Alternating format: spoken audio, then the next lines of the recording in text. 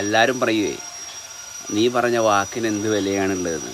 Okay, അപ്പോൾ നമ്മൾ മനസ്സിലാക്കേണ്ട കാര്യം, അങ്ങനെ നമ്മളോട് ആരെങ്കിലും പറയുന്നുണ്ടെങ്കിൽ അവർക്ക് ജീവിതവുമായിട്ടോ അല്ലെങ്കിൽ ഈ ജീവിക്കുന്ന അവസ്ഥയുമായിട്ടോ യാതൊരു ബന്ധവുമില്ല. കാരണം നമ്മളെടുക്കുന്ന ഓരോ ശ്വാസവും അല്ലെങ്കിൽ നമ്മുടെ ഉള്ളിൽ നിരന്തരം ഈ പ്രപഞ്ചത്തിലുള്ള മാറ്റത്തിനനുസരിച്ച് പ്രവർത്തിച്ചു കൊണ്ടിരിക്കുന്ന ഒരു അവസ്ഥയാണ് നമ്മൾ കൈകാര്യം ചെയ്യുന്നത്. അപ്പോൾ ഒരിക്കലും പറഞ്ഞ വാക്കിലല്ല, വാക്ക് ആന്നും പറയാം, ഈന്നും പറയാം, അമ്മാന്നും പറയാം, ഉമ്മാന്നും പറയാം, എന്ത് വേണമെങ്കിലും പറയാം. പക്ഷെ ആ പറയാൻ സാധിക്കുന്ന ഒരു അവസ്ഥ നമ്മളിലുണ്ട്. ഇനി പറഞ്ഞത് മാറ്റി പറയാനുള്ളൊരവസ്ഥയുണ്ട് അല്ലേ? അപ്പോൾ ആ അവസ്ഥയാണ് നമ്മൾ ഫോക്കസ് ചെയ്യേണ്ടത്. കാരണം ഞാൻ പറഞ്ഞ വാക്കിൽ നിങ്ങൾ സ്റ്റക്കായിട്ടുണ്ടെങ്കിൽ, അല്ലെങ്കിൽ നിങ്ങൾ അതിനെ എന്നെ ചോദ്യം ചെയ്യുന്നുണ്ടെങ്കിൽ, ഞാൻ നിങ്ങൾക്ക് കൊടുത്ത ചില വാഗ്ദാനത്തിൽ അല്ലെങ്കിൽ ആ അവിഹിത ബന്ധത്തിലാണ് ആ ക്വസ്റ്റ്യനിങ് ഉള്ളത്. മറിച്ച് നമ്മളായിട്ട് നിൽക്കുന്നിടത്ത് ഇന്ന് പറഞ്ഞത് നാളെ മാറ്റി പറയേണ്ടി വരും. അത് വെച്ചിട്ട് നമ്മൾ ആരെങ്കിലും വിലയിരുത്തുന്നുണ്ടെങ്കിൽ അങ്ങനത്തെ ആൾക്കാരെ വില നമുക്ക് ആവശ്യമില്ല. മനസ്സിലായോ? അപ്പോൾ പറഞ്ഞ വാക്കിനല്ല, ഒറ്റ തൊന്തൊക്കെ പറഞ്ഞതാണ്, പറഞ്ഞ വാക്ക് മാറൂല, എന്നിട്ട് ഉള്ളിൽ കഷ്ടപ്പെടുകയാണ്.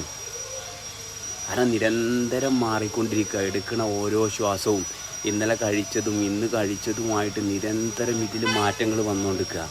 അപ്പം ഇങ്ങനെ മാറിക്കൊണ്ടിരിക്കുന്ന ഒരു ശരീരത്തിൽ മാറ്റമില്ലാതെ തുടരാൻ ആര് ശ്രമിച്ചാലും അത് അഹങ്കാരമാണ്. കാരണം അവർക്കുള്ള അറിവിനെ അവർ അനുഭവമാക്കാൻ അവർക്ക് സാധിക്കണില്ല. ഇത് മാത്രമാണ് വിഷയം.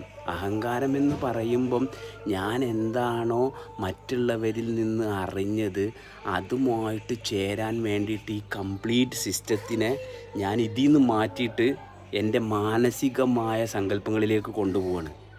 എന്നിട്ട് ഞാൻ മാറില്ല. സ്വന്തമായിട്ടിരുന്ന് സഫർ ചെയ്യാണ്, സ്വന്തമായിട്ടിരുന്ന് കഷ്ടപ്പെടുകയാണ്. പക്ഷെ അതൊന്നും ശ്രദ്ധിക്കാൻ ഈ അഹങ്കാരം സമ്മതിക്കണില്ല. കാരണം എന്താ, ഇതിലുള്ളൊരു ഫെസിലിറ്റി തന്നെയാണ് ഈ മനസ്സെന്ന് പറയുന്നത്. അപ്പോൾ ആ മനസ്സുപയോഗിച്ചിട്ട് നമ്മളിങ്ങനെ ചാഞ്ചാടിക്കൊണ്ടിരിക്കുന്ന അവസ്ഥയിൽ നമുക്കൊരു സ്റ്റിമുലേഷൻ കിട്ടുകയാണ്. അപ്പോൾ ഈ പ്രവർത്തനത്തെ കാണുക, ഇതിൽ നിരന്തരം മാറ്റങ്ങളുണ്ട്. ആ മാറ്റത്തെ ശ്രദ്ധിക്കാനുള്ള അവസ്ഥയിലേക്ക് നമ്മൾ വളരുമ്പം അവിടെയാണ് നമ്മളെ കപ്പാസിറ്റി. അപ്പോഴാണ് നമ്മൾ കാര്യങ്ങൾ കൃത്യമായിട്ട് ഗ്രഹിക്കാൻ സാധിക്കുന്നത്. അപ്പോൾ അവനവനുമായിട്ടാണ് ഈ ആത്മബന്ധം എന്ന് പറയുന്നത്, അല്ലാതെ വേറൊരാളോടുള്ളതല്ല. അവനവൻ്റെ ആത്മാവുമായിട്ടുള്ള ബന്ധം, അതിനെ ഫോക്കസ് ചെയ്യാം. ഓക്കെ.